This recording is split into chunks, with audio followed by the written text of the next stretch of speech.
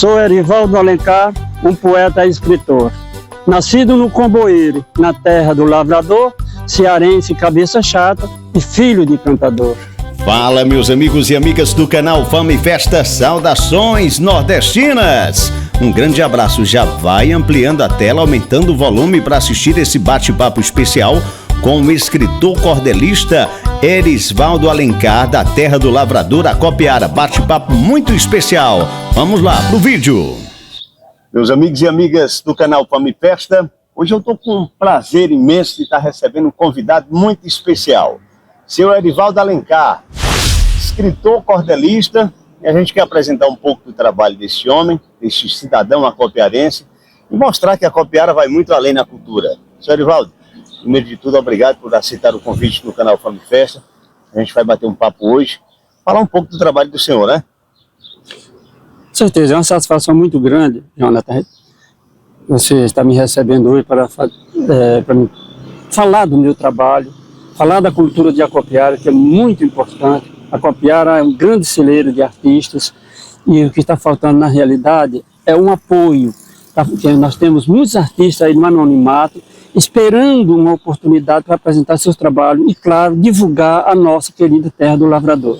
Assim como a Assaré teve o grande Patativa do Assaré, a Copiara também tem muitos artistas. Eu poderia citar aqui vários: Pedro Coelho, Chachel da Bananeira, Chiquinho da Serragem, e agora apresentando o trabalho desse homem, o seu Erivaldo Alencar. É um artista anônimo, a gente vê muito ele no seu carrinho de picolé, que está aqui do lado do carrinho de picolé, e muito além do vendedor de picolé, não desvalorizando a categoria, claro, é evidente que não, mas este homem, ele é muito rico em cultura, ele é escritor de cordel, não é isso? Com certeza.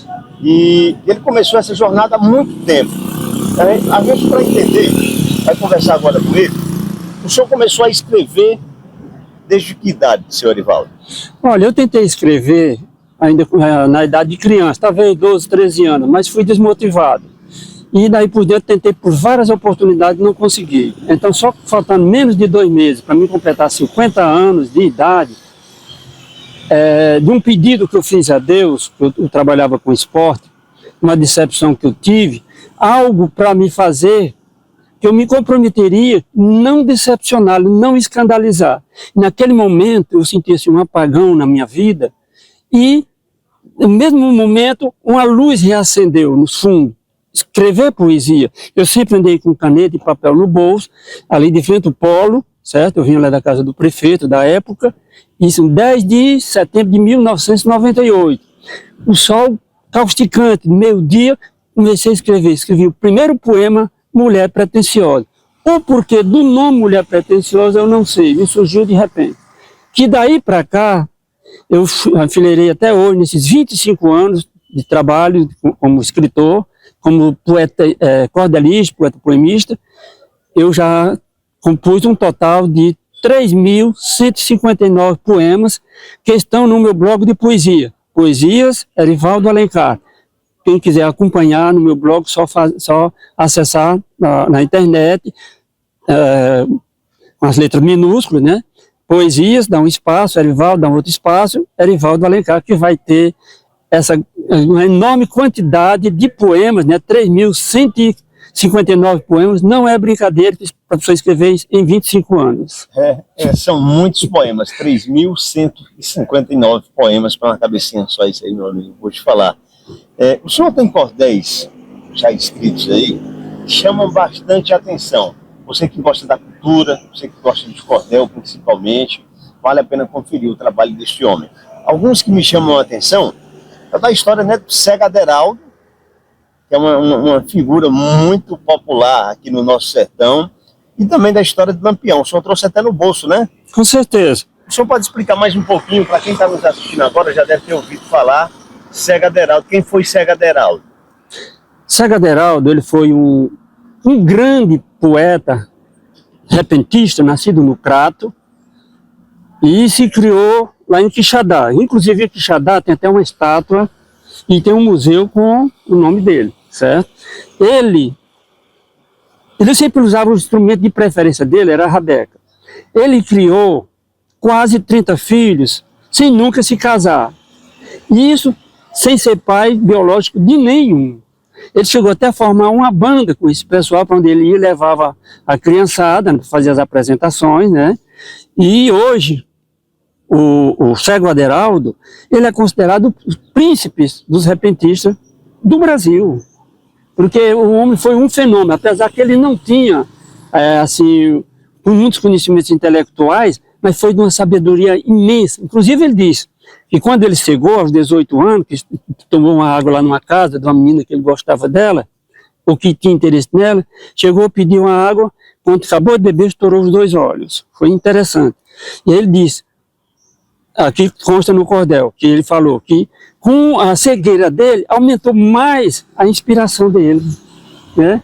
E isso é muito interessante, quer dizer, foi levada a visão, né, ocular dele, mas a inteligência dele se expandiu, a inspiração na poesia se expandiu. Cego Aderaldo, aos 18 anos, então, com deficiência visual, se dedicou ao repente. Ao repente. E criou praticamente 30 filhos. Quase 30 filhos. Quase 30 filhos. Uma história bacana que está aqui no cordel. Com certeza. Tem aqui um cordel que eu... Esse cordel do senhor, ele também está disponível lá no blog? Está em forma de poemas, está lá no blog. Pode pode. Aqui, por exemplo, todos os meus trabalhos são datados. Esse aqui eu compus em 11 de fevereiro de 2009. Que eu começo assim: peço licença ao leitor, com espírito otimista, para narrar em cordel a história de um artista.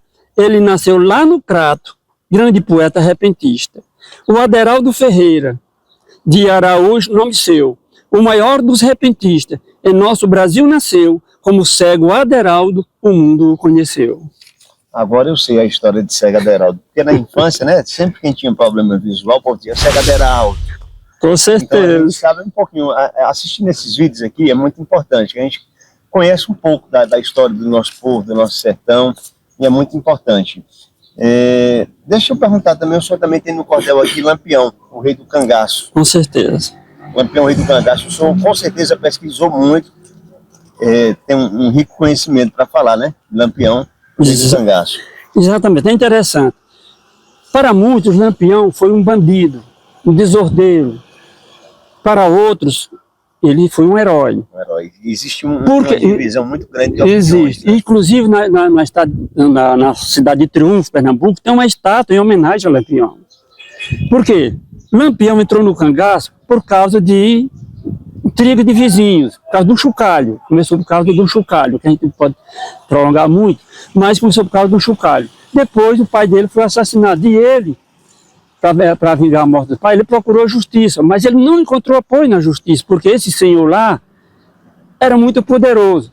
Um dia ele chegou no juiz, lá da região, e o juiz mandou ele procurar um advogado. Ele procurou um advogado, o advogado disse, conta fulano de tal, não tem advogado que vá. Então, desde sempre, quem tinha dinheiro tinha poder. Com certeza.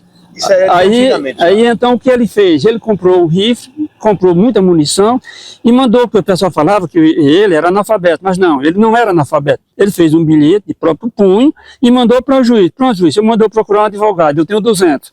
Um rifle e mais 200 balas. Né? Aí ele tentou pegar lá uma pessoa, certo? E pastorou, né, ficou fazendo tocalha. Aí a mãe dessa pessoa viu que era a madrinha dele, foi lá e disse, meu filho, volta para casa, eu garanto que não vai acontecer mais nada. Deixa o meu filho em paz. Aí voltou, só que depois a rixa continuou. Aí ele entrou lá num cangaço, lá, ele quis entrar na polícia para poder fazer vingança, mas não foi aceito. Aí, através desse senhor lá, eu esqueci do nome dele, ele entrou no cangaço e teve as primeiras orientações sobre a arte do crime, certo? E isso, a função dele era vingar a morte do pai. Então certo? A intenção dele para entrar no cangaço, a primórdia, era a vingança. Era a vingança, exatamente. E, só que a partir daí ele passou a ser perseguido pela polícia, né? Claro, passou a ser perseguido, ele começou a levar a vida fugindo. Então ele tirava de um e levava para o povo dele lá. Então é onde ele era herói. Se alguém pedisse ajuda ao Lampião, ele ajudava. Era uma espécie de Robin Hood. Exatamente, exatamente isso aí. E outra coisa, que ele é também considerado como uma pessoa justiceira. Por exemplo, se alguém fizesse mal a uma mulher ou uma senhora e comentasse para ele, ele ia punir aquela pessoa da maneira que ele achava conveniente. Então, sempre ele foi vitorioso nisso aí. E chegava na cidade, ele mandava um bilhete para os prefeitos. Se o prefeito atendesse a ele, ele não invadia aquela cidade. Se não atendesse, ele invadiria. Só que toda a cidade que ele chegava, ele entrava nas igrejas e dava uma ajuda gorda para aquelas igrejas. Até que um dia, ele se destinou a Mossoró. Vou invadir Mossoró. Aí mandou um bilhete lá. O prefeito de Mossoró era jovem, disposto, e reuniu um pessoal lá e foram exatamente fazer a tucalha na igreja, na torre da igreja. Da de Mossoró, da igreja matriz de Mossoró. Quando o Lampião entrou, já foi recebido a bala. Então foi a primeira vez que o Lampião correu. A carreira foi tão grande de Mossoró até Limoeiro do Norte.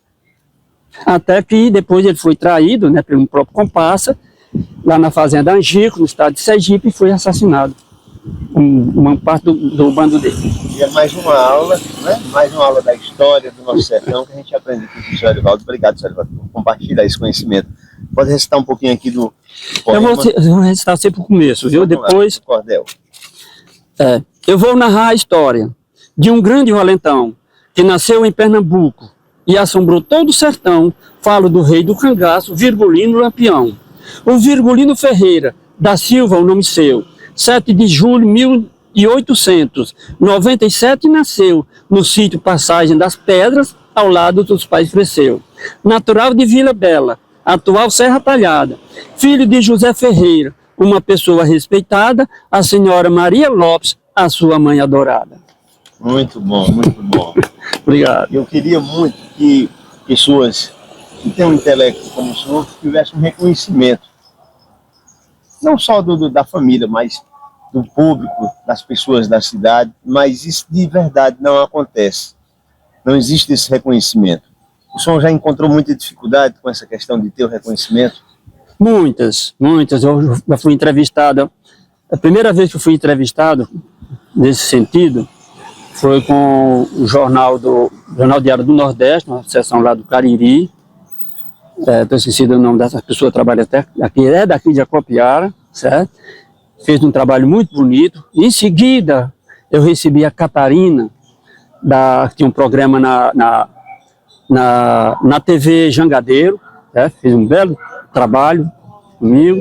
Depois eu recebi outro jornal e assim por diante. Já fui entrevistado duas vezes, mais uma vez pelo Diário do Nordeste, e pela TV Diário, também pela TVC. Já saiu reportagem minha no Jornal do Ceará, em Brasília, através de João Bosco, que é filho aqui da cidade, escritor, meu sobrinho do Nilo. Fez uma grande reportagem que ele escreveu até o seguinte: Moreira de Acopiara, lá em Osasco, e Arivaldo Alencar em Acopiara. Então eu agradeço muito isso aí, e através dos meus trabalhos, que também foi, segundo, eu não ouvi, nem vi, mas conta que passou reportagem minha na Rede Hit de televisão, na Rede Aparecida de televisão. Então sou muito agradecido, e muitos canais aí de blogs também passaram meus trabalhos. Eu fico muito agradecido. Uma pessoa que eu agradeço muito, o Dr. Raul Ribeiro, que é daqui de Acopiara, mora lá em Maracanaú, que fez uma campanha, quando eu falei na entrevista, que o meu sonho era ter um livro publicado por uma editora, com todos os direitos. Ele reuniu um grupo de 10 amigos também com ele, inclusive o Zé Leite, né? Zé Leite foi um. E no dia do lançamento desse livro, o Zé Leite foi o padrinho, viu? Muito bom. O Zé Leite, ele é uma pessoa, por exemplo, um dos mais ricos da cidade, mas é uma pessoa sem bondade, é uma pessoa muito humilde, passa aqui, conversa com a gente, é tranquilo. Então ele me deu essa força, juntamente com o Dr. Raul, com a menina que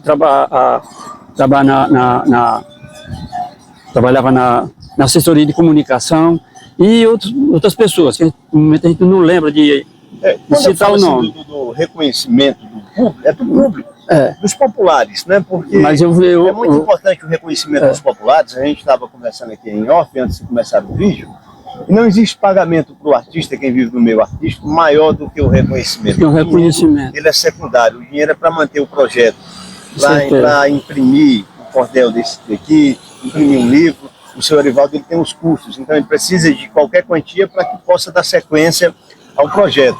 Agora, o pagamento do artista de verdade que eu falo, não daquele que trabalha por dinheiro, é o reconhecimento do público, né, senhor Arivaldo? Com certeza. Olha, uma coisa que me deixou muito, de uma forma orgulhosa, mas orgulhosa de forma sadia, é que uma pessoa se identificando como crítico de literatura do Rio Grande do Sul comentou meu trabalho e disse: parabéns, seus trabalhos são muito bons. Isso é uma honra. Quando a gente recebe um elogio desse, de um crítico de literatura, isso dá uma alegria muito grande e aquela vontade de a gente continuar trabalhando. Aí é uma motivação. Exatamente, exatamente. Apesar que, como nós comentamos antes, aqui, não sei nos outros lugares, mas aqui em Acopiara, infelizmente, falta apoio para a cultura, apoio devido à cultura. Olha, um sonho que eu tenho, que inclusive eu levei para a administração ainda em campanha, que eu queria ver a Acopiara se tornar a capital cearense da cultura. Eu levei muitas propostas, mas os apoios são poucos. Aqui a Acopiara é um grande celeiro de artistas, mas infelizmente esses artistas vivem no anonimato. Eles até têm vergonha, a maioria deles tem vergonha de se apresentar. Né? Porque aqui nós temos o Moreira de Acopiara, que representa muito bem a Acopiara lá fora, mas ele cresceu lá fora. Teve que buscar chances fora. Né? Nós temos a minha amiga aqui, a Dejanira Feitosa, grande cordelista, escritora, poetisa, que tem também os filhos dela, Nabucodonosor, Nabopolassá, também são escritores, uma família de escritores. Senhor Arivaldo, até desculpa interromper, essas pessoas buscam oportunidades fora e não incentivam, quando vão buscar fora, a novas pessoas, as pessoas de novas gerações que vão nascendo, e não vê essa continuidade desse projeto. Porque quando você nasce numa cidade que a cultura está forte, que está fluindo o cordel, que está fluindo a literatura, você nasce se adaptando a isso ali. Não é verdade? Com certeza. E como você sabe, meu pai foi cantador de viola, foi político aqui em Acopiara, foi um grande repentista, inclusive ele escreveu vários poemas, deu sumissa quase todos, só recuperei 32 deles incompletos. Mas o que a gente vê, eu não vou falar dos artistas que cresceram, porque por motivos óbvios, muitas vezes não pode contribuir. E como também a própria administração, também às vezes não se acha em condição de não poder dar mais apoio à cultura. Agora, o que eu vejo é o seguinte, é que infelizmente, o apoio vem mais através do retorno político, vem mais através disso aí. Se eu não tenho voto, o meu apoio é pequeno. Quanto mais voto eu tiver, maior será o meu apoio. Agora, o meu sonho é, hoje, se eu adquirir condições, eu montar uma escolinha de poesia, para me repassar os meus conhecimentos que eu tenho sobre a poesia a outras pessoas. Eu quero crescer, Jonathan, eu quero crescer. Conhecendo o senhor. Mas crescer com outras pessoas. Conhecendo não o sozinho. senhor Arivaldo, ele falou agora nesse projeto da escolinha. Preste atenção, você que está agora nos assistindo. Eu conheço esse homem. Conhecendo a boa intenção dele, dessa escolinha, desse projeto, ele faria com um prazer muito enorme esse projeto da escolinha, sem desviar um centavo do bolso. Com certeza, dele, com certeza. E sem interesse financeiro. Isso é para passar para o pessoal o conhecimento. É verdade, senhor Arivaldo? Com certeza. Inclusive, eu já organizei 3 livros de outras pessoas. Organizei, não sou o autor. Organizei, foram publicados esses livros. E eu arquei com a maior parte das despesas. O meu trabalho é totalmente grátis. Estou fazendo um também aí de um parceiro. Não vou cobrar nada. A minha mão de obra, não cobro nada. Depois, se ele mandar aqui para mim imprimir, aí eu vou cobrar o material, porque infelizmente eu não vou poder gastar, né? Estou com um livro de um primo de papai, primogênito de papai, que até já faleceu. Está pronto o livro.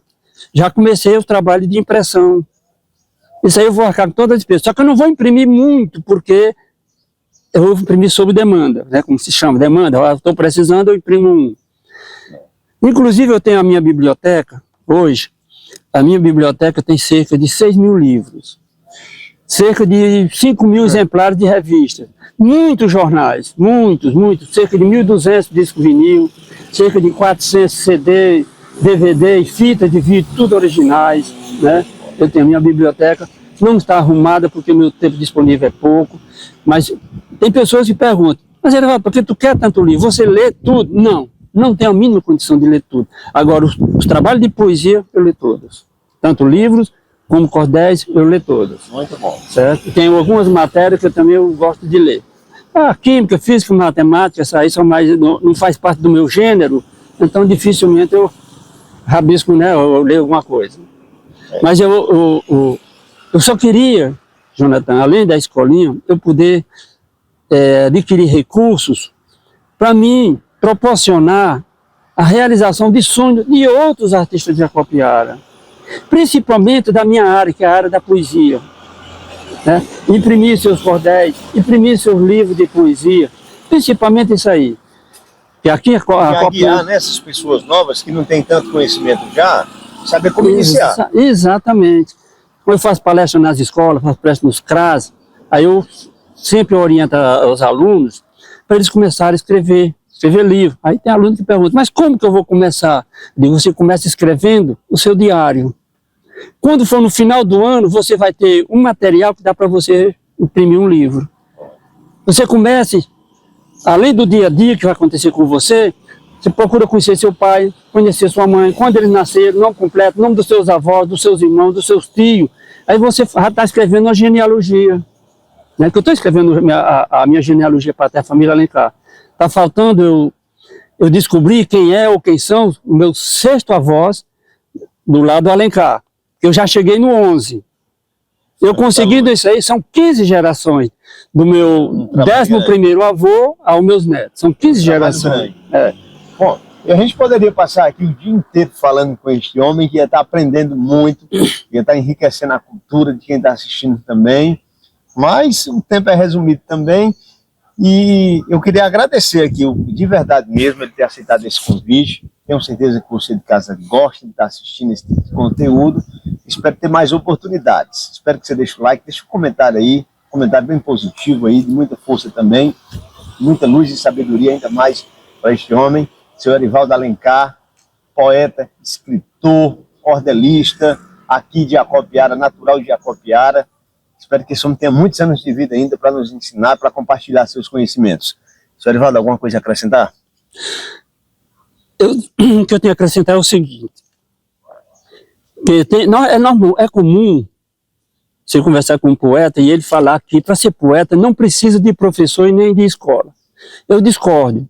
Por quê? Para mim descobrir que eu sou poeta, alguém disse para mim que eu sou poeta. Porque eu falei alguma coisa que ele entendeu como poesia e disse, você é poeta. Eu disse, mas como que eu sou poeta? Me explique. Aí ele explicou. E precisa de escola, porque é triste um poeta analfabeto. Porque o poeta analfabeto, ele não vai conseguir discernir o significado de uma palavra. Às vezes ele usa uma palavra pensando que é uma palavra útil e no final é negativa. Não vai poder saber pronunciar direito e nem escrever direito. Então, é preciso de professor, porque o que eu aprendi, eu tive professores, certo? E um dos grandes professores foi o livro. E precisa de conhecimento, e esse conhecimento quem dá é a escola. Então, é muito importante o poeta, qualquer artista, em qualquer área de trabalho, ter domínio daquilo que faz. Porque procura sempre fazer com perfeição. O perfeito é impossível, mas se procura fazer o mais perfeito possível. Jonathan, muito obrigado, estou à sua disposição, estou à disposição de outras pessoas também que queiram. Também eu quero agradecer aqui o pessoal de Mombaça, do Campo Avançado de Mombaça, que eu recebi um dia desse, um professor e mais 5 alunos lá de Mombaça. Quando agora mandaram eu imprimir 70 cordéis, que é um mote, né? Hoje está tudo diferente de quando eu era criança. Eu agradeço muito esse professor, que eu não estou lembrado do nome dele, o Daílson, que é um estudante lá do Campo Avançado de Mombaça, da FECRI, que é da UES, né? Eu agradeço muito, quer dizer, que as pessoas estão me procurando, e eu agradeço, estou sempre à disposição. Algumas escolas que queiram também contar com o meu trabalho, me deram o transporte que eu vou. Eu não cobro nada. Pode ser de qualquer hora do dia. Eu não cobro nada. Eu só cobro o transporte se for horário de refeição, porque eu não tenho transporte. Meu transporte é esse carrinho, que é o meu ganha-pão. Ele não vai poder me conduzir a deslocamento. Está aqui o carrinho dele do lado, pode ser que ele para ver ali do ângulo. A gente está sozinho. Meu cameraman me deixou na mão hoje. Estamos com o celular no pedestal. Esse aqui é o transporte do seu Erivaldo. É um carrinho de picolé, tá? Esse aqui é o uso do dia a dia dele, é como ele faz para ganhar a vida, né? Com certeza. É um trabalho muito honesto, inclusive, mas um trabalho árduo, que ele todos os dias está aqui nas ruas de Acopiara, é bastante conhecido e muito querido também na cidade. Eu peço a você que compartilhe esse vídeo para que a gente consiga chegar mais longe e divulgar o trabalho do seu Erivaldo, né? Você compartilhe, que você possa se inscrever, ativar o sino das notificações para receber novos conteúdos e curtir também, deixando aquele like especial. Seu Erivaldo, obrigado, viu, meu amigo? Eu que agradeço. É um prazer enorme mesmo estar com o senhor aqui. Vou ganhar esse cordel? Brinde, é seu. 2 cordéis, Cega Aderaldo e Lampião Rei do Cangaço, com certeza eu vou ficar e vou guardar aqui de lembrança o presentão do seu Erivaldo. Obrigado e até a próxima, pessoal. Tchau, tchau.